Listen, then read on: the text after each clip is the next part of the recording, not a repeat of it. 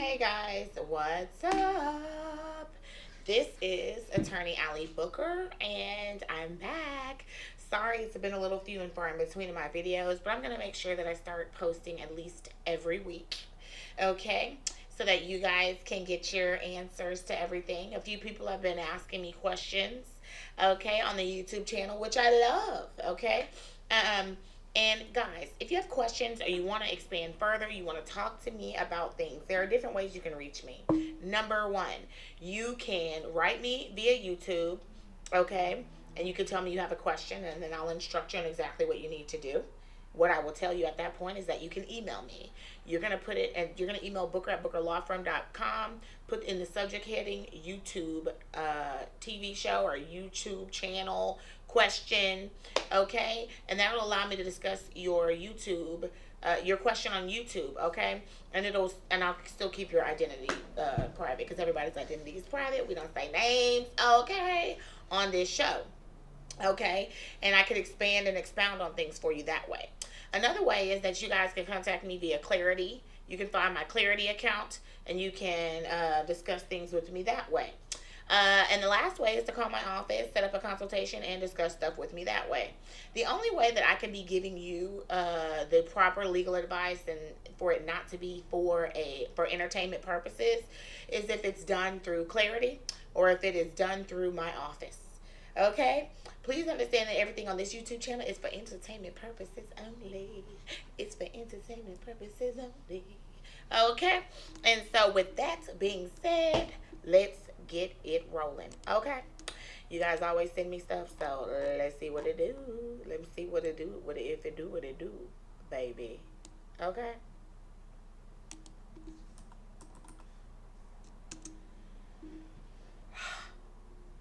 Y'all be on here. This is so funny. Criminal defense, let's roll. Question. I was pulled over September 22nd because my friend who was driving was supposedly going 10 over the speed limit. The officer asked for our IDs. Okay, y'all, hold up. Why is the officer asking for the ID of the passenger? Anytime you are a passenger, you are not doing anything wrong. They don't need to be asking for your ID because you are not driving. Okay, now this is for entertainment purposes only. This is not legal advice because there are times where they can ask you for this. But with what I'm hearing right now, I don't see enough for an officer to pull over two people and then just start talking to the passenger too. Because what did the passenger do? My passenger wasn't doing anything but riding. Okay, that's all that passenger was doing. That's all it says. Anyways, as for our IDs and the guy who was with us in the back, I know my rights. I didn't have to give him my damn Skippy. And the guy in the back didn't even have an ID to give him, but still gave the officer a name to search in the system. After he ran our IDs, which came back clean, he said they were looking for guns, dope, and big money, and said if we had none, then we should be good to go. We said we didn't, and he asked to search the car. Y'all ain't no. He doesn't have a right to search. Okay, they need to be giving you your ticket and moving on. They need to be giving you your ticket and moving on. One thing about guns and dope is that unless you are packing a bunch of marijuana or you are smoking in the vehicle, they can't smell it. That doesn't give them any probable cause to be talking to you about guns unless they see a gun hanging from the window when you roll it down or a gun right there on the side of you. They don't have what they see and smell is what they can go on. So this whole stop is trash. But let's keep going because this person right here knows what they're talking about. This person right here knows what they're talking about. We said we didn't. He asked to search the car. Mind you, he gave us no real reason to search it. Well, then don't let his ass search it. Okay? Because he's wrong. The driver said, I don't think that's necessary seeing as how you pulled us over for speeding. Come on, y'all. Know your rights.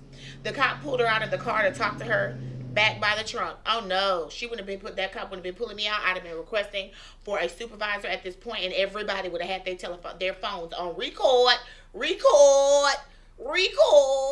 Okay. The cop pulled her out of the car to talk to her at the back by the trunk. Meanwhile, two more officers showed up and pulled my friend in the back and I out and took my phone. They are not allowed to do that, which was in my hands. I had no pockets and I was in a dress. They have no right to do what they're doing right now. And they were looking in the doors and touching things, trying to say hair dye canisters were actually weed canisters and whatnot. No, guys, this whole search seems very impermissible. Y'all don't let people do this to y'all. Y'all must have been young, but you know your rights. And that's the one thing I like about these youngsters nowadays. Y'all know your rights. Okay? The guy in the back seat said, "All I have is an empty and clean pipe in my bag." The guy in the back seat is getting on my damn nerves, girl. Okay? Whoever this person is to get. This guy in the back seat is getting on my nerves because he already gave a name to run, even though he knew he didn't have to give an ID and he didn't have an ID on him. And then he's talking about he has a clean pipe in his bag. He is pissing me off. So the police officer used that to search the car. Now I'm facing a charge. What should I do? Slap that person in the back across? No, I'm just playing. Don't commit assault. But I don't like the person in the back. I don't know how you're facing a charge, boo, because whatever they found in that car shouldn't have been around you and you didn't possess it. The clean pipe was in his bag, and whatever was in that car, as long as it wasn't right up underneath your seat, I'm not feeling like it had anything to do with you. So you need to fight that case, because any attorney worth their weight in salt is going to probably get it dismissed with what you have told me, honey dear. And I appreciate you for being so smart, because a lot of people don't know their rights and they just allow police officers to walk all over them. Now, I'm saying this because there are a lot of friends of mine that are police officers, and a lot of the times police officers aren't trying to do this, but a lot of the times they are. Okay, I had to just get a case dismissed because an officer pulled over two kids, found something in the car, and told them if they didn't confess to it, they were going to jail for a felony. You know, kids gonna confess to shit that ain't even theirs because you done scared them. They minors, you know they minors. Okay, so cops do stuff all the time they're not supposed to do. Most of the time it's on back dirt country roads, but a lot of times it can be in the city too. Okay, and we ain't gonna sit up here and act like it does not have anything to do with your color, because a lot of the times it does. And what cops tend to do, guys, is they look and see a car that has a bunch of people in it, and they go mess with that car because they feel like somebody in that car probably has something going on. So if they see a bunch of heads in a car, they're gonna pull it over. If you can afford tent, and don't get that tent that's too dark, because they'll pull you over for that. If you can afford tent, get the tent, because when you're riding with your friends, if they see a bunch of heads, they're gonna try to find something to pull you over because they feel like somebody got something on them. It ain't right, but it's what they do. Okay, we gonna move over to the next case. And y'all, I haven't been wearing my robe, but I'm gonna have to get back in my robe because I be ruling on some stuff. But it was nothing to rule on in that particular case because, baby, she knows what she is talking about. I appreciate people that are smart like that. As an attorney, when I have a client like that, baby, I could work something. I normally walk out with a dismissal when they're like that. And so I'm going to rule and take this woman to the court of public opinion and say, girl, you are not guilty, girl. You are guilty of knowing your rights. Okay? And we need people like that everywhere across this United States of America, because y'all, you have to know your way. If you know your rights, you're walking away a lot of the times.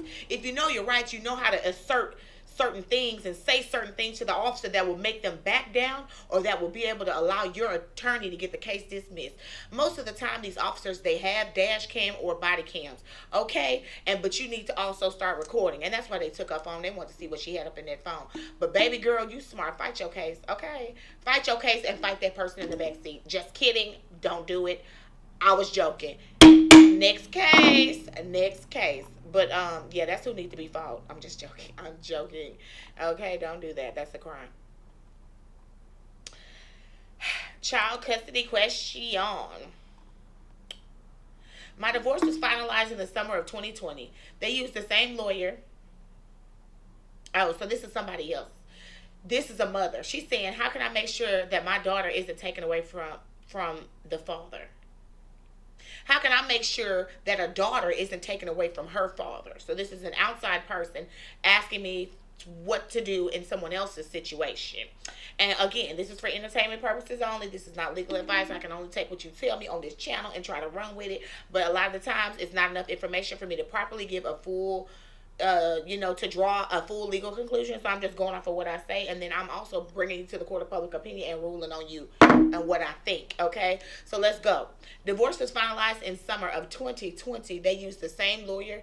Y'all, a lot of the times y'all probably should not do that. I'm gonna take you to the court of public opinion. I'm gonna tell you, a lawyer can only be one person's lawyer.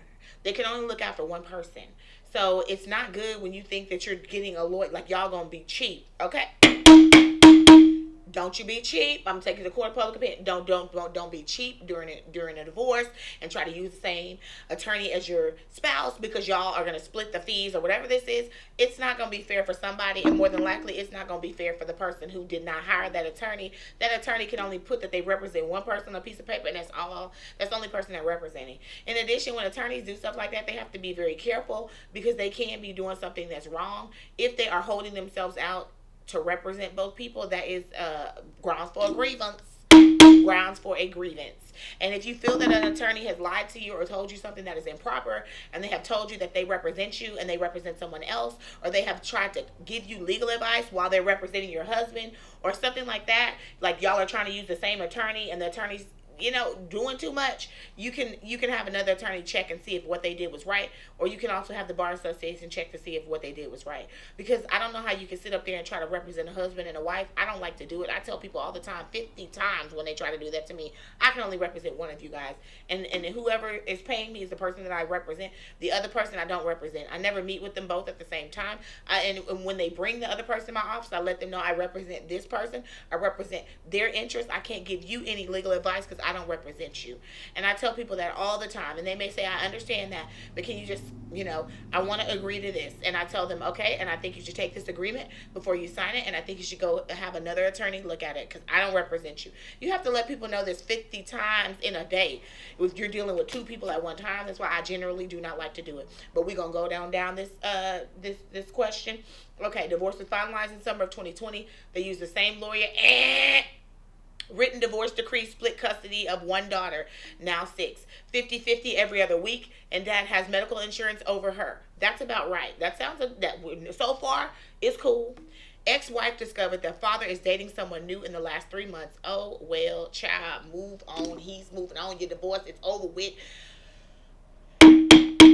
I'm going to bring that into the court of public opinion. A lot of times women are very emotionally centered and we like to try to control the man. Baby, if the divorce is filed and the divorce is finalized, it is over with.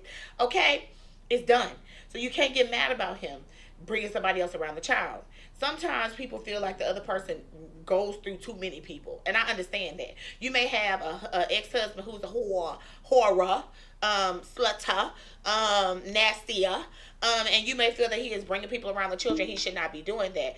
This is what you do in that particular instance. What you do is you get the court to order, or you put it in your decree that there is no person that the party can be that is romantically.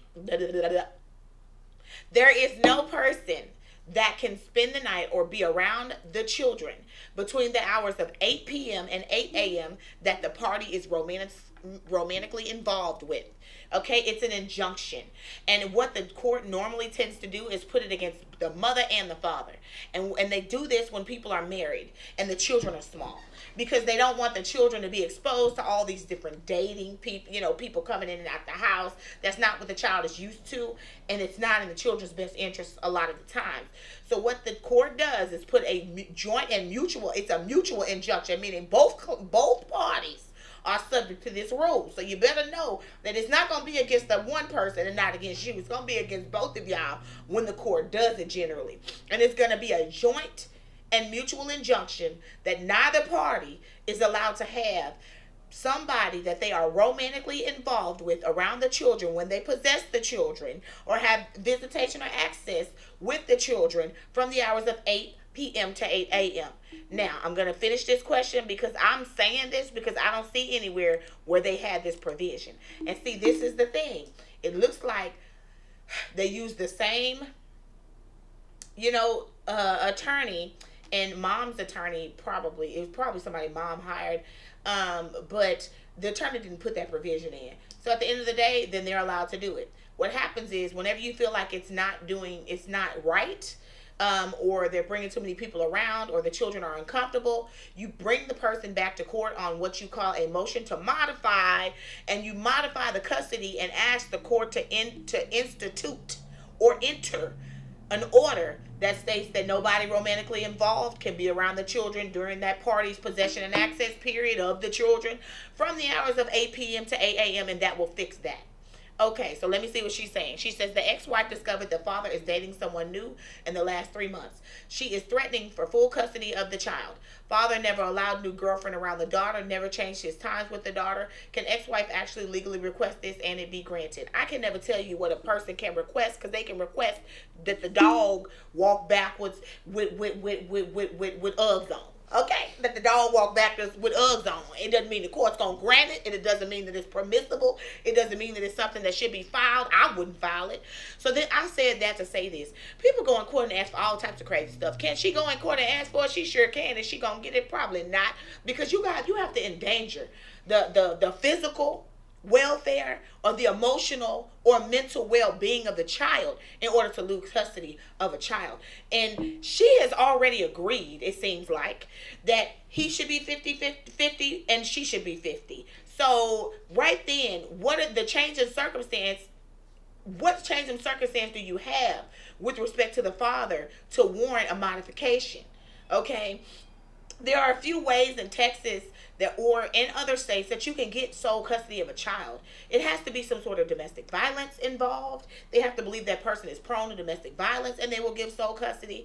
The child has to have or can have some sort of medical emergency or medical issue that the other parent is not involved in or does not care about or cannot assist with, or let's say the child has had this huge, it has leukemia, the dad's never been involved with it, stuff like that. You don't take the child to the doctor's appointments ever. You're not concerned with the child, and the child has severe medical issues.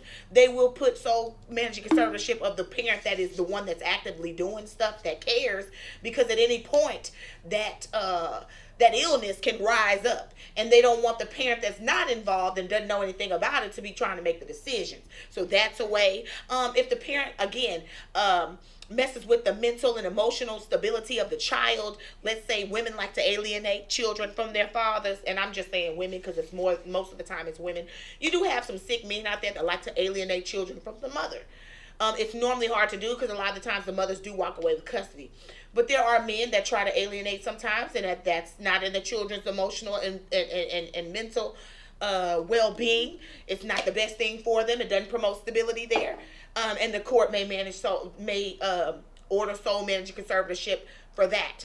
So there are specific instances where the court can award sole managing conservatorship. I don't see anything that rises to the level in my professional opinion, but I'm not giving you legal advice because I don't know all the facts. But from what you told me, I don't see why he would lose custody of these children. Number one, you're telling me he doesn't have the woman around the children. Number two, you're telling me he hasn't changed his time with the children. But somebody changing their time or altering their time for a moment doesn't mean that the person is going to get sole managing conservatorship. It may mean that their possession and access may change. They may not lose their rights, though. Does that make sense? So, she's mad. She's scorned. Okay, so this is what we're going to do. We're going to go ahead and rule on this case. I'm going to drive it to the court of public opinion, and I'm just going to be me and tell you how I feel about this. Bitter woman syndrome. It happens a lot of the times. Women are bitter. They get mad, okay? And every now and then it's a man that does it. And most of the time when men are mad, the woman is younger than them, looks better than them, and has the ability to move on with her life, and they're old and crusty and dusty, and they don't like it, and they're pissed off that the beautiful woman is moving on, and so they put on bitch pants and act like a woman and try to alienate or try to be disrespectful. But in this particular case, it's the man that's moved on. Now here, we all know as women that men move on. That's what men do. Okay? I have noticed that men will have a wife that passes and they'll be married in 6 months. It's because they love their wife. They loved being married. They can't take care of themselves and they've got to move on. Men move on for different reasons. Women are emotional creatures. That's why she's getting upset, honey. And we're in the court of public opinion now, so I can let you know that I think that you are the girlfriend. But boo-boo, don't be around the child. Don't be around the child because you don't want to stir up any mess, first of all. Second of all, he's freshly divorced. The children don't need to see you. You're nobody that needs to be in their life, okay? Because you don't need to be in their life, okay? The children, no, they're young. The child, again, is used to seeing mother and father, and you don't want to complicate things. So this is what she can probably do. Take you to court to get that injunction so that you never are around the child from 8 p.m. to 8 a.m. She can do that. And she will probably prevail there if she can prove that you've been around that child. And so that's where we are with that. But taking custody with what I see, I don't see, custody being taken. But, again, men can be horrors, slutters, and nastiest. And we need to make sure that we're not exposing our children to that type of behavior. They don't need to see that. Okay, especially when the parents have been married, it's a slap in the child's face, and it shocks the conscience of the child. A lot of the time, we're not trying to shock no conscience of no children. We're not. But ma'am, he'll be fine. But y'all may need that injunction. He may need that injunction with the woman. And maybe he can agree to that injunction and move on with his life. But it's 50-50. So seems like the child is young. That'd be a long time for him not to be able to have nobody over, but it is what it is. He's got a week to do his thing because she has the child for a week. So at the end of the day, I believe that injunction is necessary in a lot of cases to keep down confusion, like right now. Because a lot of times women are scorned and they go off emotionally. But yeah, she's just bitter. She needs to move on and find her somebody. But y'all both don't need to be hailing people in front of children. And I'm not saying that he did, because you said that he didn't, but I'm just saying. Okay, so we're gonna move on to the next case. Okay, people be tripping me out with this. I'm sorry. I can't understand why people get so crazy behind somebody moving on. People are gonna move on. What you want to do? Be lonely and draw it out and dry it up? That's not gonna happen. People don't. They move on. They move on. Okay, let's go here to this. All right, DWI criminal case question. What if my scram device detects alcohol? Will I be going to jail after I failed it? This is somebody from Houston, Texas.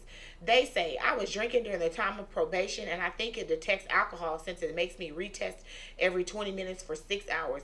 Will I go to jail if I fail my probation? Will there be officers coming to detain me? What will be happening in my case? Let me tell y'all something, okay? This whole, I don't even need to try to formally answer this question. I'm just going to drag you into the court of public opinion and go from there. Baby, why are you not at AA meetings? Honey, if you have an alcohol problem, and let me tell y'all something, these alcoholics are getting younger and younger by the day. Okay? I have never seen so many young alcoholics in my career. I have been a lawyer for 12, has it been 12 years? I've been a lawyer since 2009. I was young.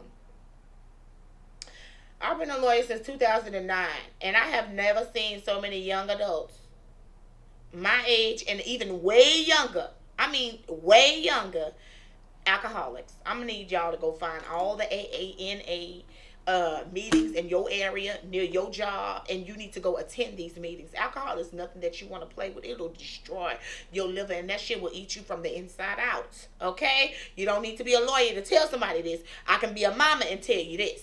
It will tear you up, okay? It'll make you drawed up and dried up, and your face gonna be wrinkly as hell. You understand? See, today I don't have my makeup on. I have a bronzing powder on because I put on my facial moisturizer, a special one that's supposed to help, keep the skin nice, tight, and taut. I want you to know that your skin will not be nice, tight, and taut if you are drinking alcohol. You're going to look dried up and drawed up. You understand? And if you ever talk to your grandmother at all, or you're from the South like I am, you know what dried up and drawed up means. It means wrinkly, and you're going to be looking older than you really are. And alcohol is it's really nothing to play with. Here's another thing with it. It smells absolutely horrible. And people don't realize that alcohol has a very strong stench on it. Okay? It's like smoking weed from a blunt or that backwoods. It smells pungent. People smell it. And when you're an alcoholic, you don't understand or realize that you stink. Okay? So I'm saying this because, baby, you need to get help.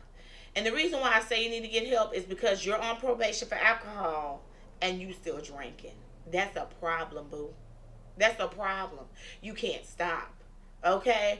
And I realized that you wrote me, and it was the holidays, and but baby, it's not worth it. It really is not worth it. So I'm going to order you to go get some NAAA because something's wrong with you. I need you to go to AA. I need you to go to counseling. I need you to get a life coach. I need you to stop drinking, baby. Because you must be drinking pretty tough. It must be a lot. And I say this because a scram device, guys, it's a SCRAM. It's a scram. We call it scram device. Those are devices that look like you're on a GPS monitor. And it's affixed to your skin. And what it does is it picks up any sort of alcohol that comes out of your skin. This is why I tell you that alcohol smells pungent. You can smell it. It's very strong because it seeps from your pores. Okay, baby. That's why sometimes when you done had a long crazy night, you get up and you take a shower and you can smell the alcohol coming out your skin. That's what that scram device detects. It detects that alcohol coming out your skin. And a scram device can detect a very small limited amount of alcohol. I mean, you take a swig and it's going to pick it up. So, baby, yes, that scram device has detected, in my opinion, the alcohol. That's why it keeps retesting you. And what it's doing is seeing how much and if it's going down or if it's going up. So that's why it keeps retesting every 20 minutes. It has caught the scent of the alcohol. I can never tell you what a judge is going to do because the judge can never tell you what they're going to do before they hear your case. They would be wrong to do that. And if y'all ever catch a judge doing that before the case is heard, then there's something needs to be done. Maybe you have to file a writ against them or something, especially if you catch them on the record doing that, because that's illegal. They can't do that. So your lawyer can never tell you what a judge is going to do, 100%, because the judge can't tell you what they're going to do before a case is heard. I will say this: judges tend to violate people if they have multiple detections throughout their probation. Um, a lot of the times, a judge will bring you in and say that they know that they detected alcohol. Now, it depends on what you did. Whether you got in a car wreck by yourself, tore up the freeway, just tore up your car, just got caught driving drunk, how many of these you've done, whether you've hit someone else, whether you've harmed another person in driving drunk. A lot of factors go into it. Apparently, this was a big case because you are on a scram in probation. So this judge believes you have a problem, okay? Because they're not even allowing you to drive the vehicle, okay, with the breath alcohol detection device in the vehicle. That's normally where they start. They start testing that vehicle first. And if they feel like they just don't want you driving drunk, okay? And so they make you blow before you can drive. The judge has went beyond, and then the next step is that you blow in a machine. They don't care whether you're driving or at home or in your job. They want to see constantly throughout the day that you're blowing so that they can make sure that you're not drinking and partaking in alcohol usage. Because what a lot of people tend to do is they just put the car up and they just don't drive, but they be drunk as hell wherever they are. So they won't drive drunk, but they be drunk. Okay, and the court and the judge, if they feel like you have a problem, and it goes beyond driving drunk, or they feel like you're just an alcoholic and they're trying to help you, they will make you blow in the home device. They'll do more than make you blow in the car device. It'll be the home device. Scrams are for people that they feel have an issue. Because a scram device, they want to make sure that you are not drinking at all in any amount ever. And so you already on the scram, boo. You already on the scram. So you probably have already had problems with testing in the past after being arrested, okay, and being on bond. And this may or may not be your first time. It ain't your first time if you on a scram. I just don't believe it is. These judges out here, because you say you're from Houston, the judges in Harris County, they're not rude and disrespectful normally. They don't let you just walk around and do what the hell you want to do. So I don't know why in the hell the news keeps saying that the bonds are low and all of this shit. I just seen a little bitty boy with a $750,000 bond and 2 no bonds. That's not true. Okay? The bonds are high as hell, and the media needs to stop lying on these judges. These judges are not giving people the okay and letting them out for them to commit more crimes. That's not true. It's just, I think, because it's a bunch of Democratic judges, and we're a Republican state, that the media is just trying to err on the side of Republicans and act like these Democratic judges are doing so many things they're not supposed to be doing. That ain't true. So I said that to say this. You might have gotten a chance at first. You had some device. They were monitoring you. You failed at that. They gave you one more chance with this scram device, and now you're failing at that. So, baby, you might be very well, clank, clank, clank, clank, clank, clank. You might be in jail right now. I may not even get this. May not even see this because you might be locked up right now. And that's what we down south. Red. When somebody say red, you in trouble. That means right, and I mean damn it right.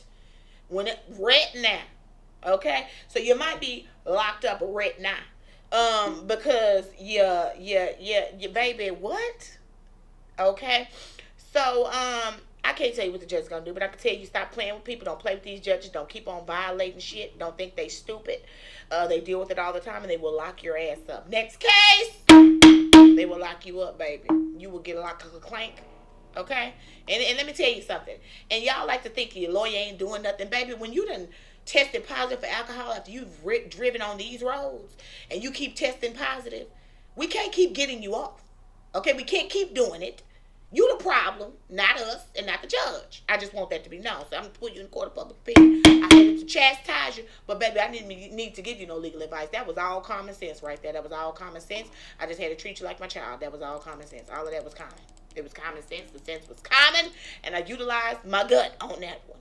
Okay. And let me tell y'all another thing. Let me explain to y'all why in Texas they don't play with no drunk driving. Let me tell you why.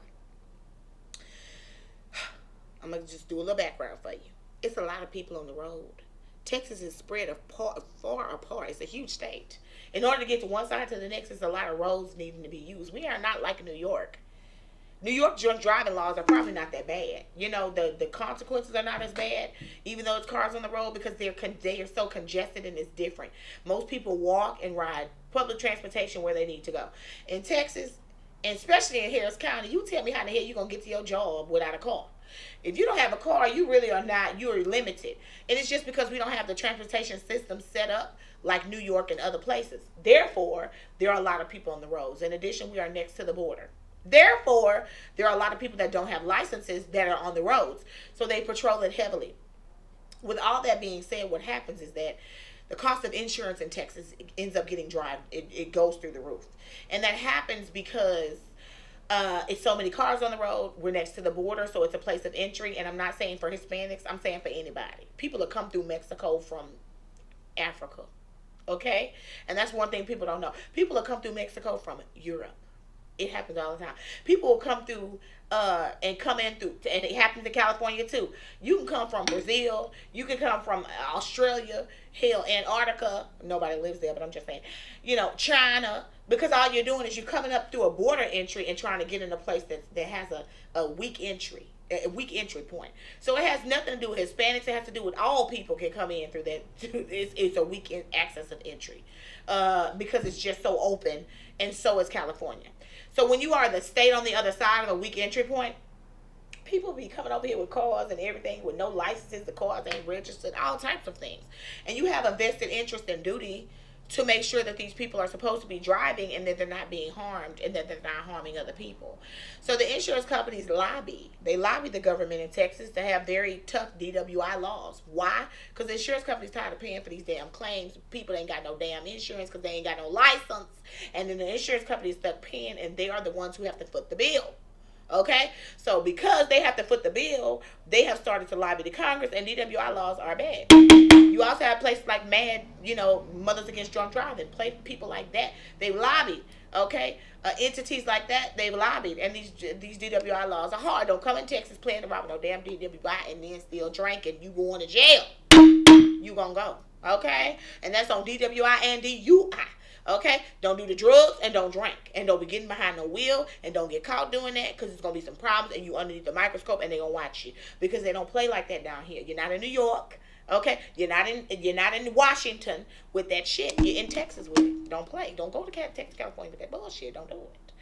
Don't do it. Don't do it. Okay? I'm going to do one more question. Okay. Oh, Lord, I hate to see this. This must be a child. They say, dear attorney, it's a question. My parents are abusive and CPS has been called. Is it legal for them to send me out of state before my CPS interview? And if I leave because I don't feel safe without their permission, will I be labeled as a runaway? Or is that legal? How can I combat this situation? I'm 16 and I don't have a job, so emancipation is not an option. I feel so bad. Oh, Lord. I hope that this is true. I hope you're not lying on your parents. Because a lot of times children call abuse being grounded. I'm not being really disrespectful. I'm just telling you what I see. Children don't like to suffer punishment nowadays. They're very, they're big liberalists. They believe they have all these rights that they really don't have. And a lot of the times, a parent making you clean up and grounding you, they believe is abuse. So, um, but I'm gonna have to err on the side of the child because they're saying that the parents are trying to send the child out of the state before the CPS interview. So the child probably possibly is being abused because if not, why would you not talk to CPS? I don't understand that. I mean, CPS comes around a lot of the time for no reason at all, no damn good reason at all. And people talk to CPS and the case is closed and you move on, or no case is opened and they just go on. So to me, it's really weird that these parents are trying to send the child out of state. Now, sometimes children lie to CPS, but I think CPS is good at figuring out who is lying and when the children are lying. They deal with it all the time, so they're pretty good, judges of character with respect to lies from children. And if they talk to the parent and then they talk to the child, they talk to people and it doesn't add up, normally you're able to just walk away. So I'm just kind of, I'm kind of erring on the side of the child. I'm just in public opinion, y'all. I just want to say public opinion. This is all public opinion. I feel like there's a possibility that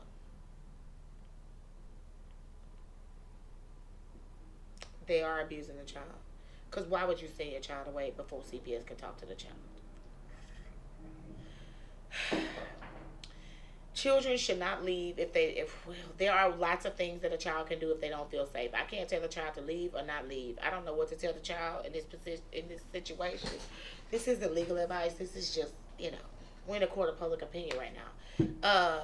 You can be labeled as a runaway because your parents can label you as a runaway. But if you do run away and your parents label you as a runaway, the police are going to get you. The police can help you get away from your parents if you are being abused. So I'm just gonna leave that right there. How you can combat the situation? I mean, even if CPS is everywhere, so I mean, Michigan CPS, Texas CPS, Florida CPS. We have UIFSA federal laws that make each agency work in conjunction with another one. Okay?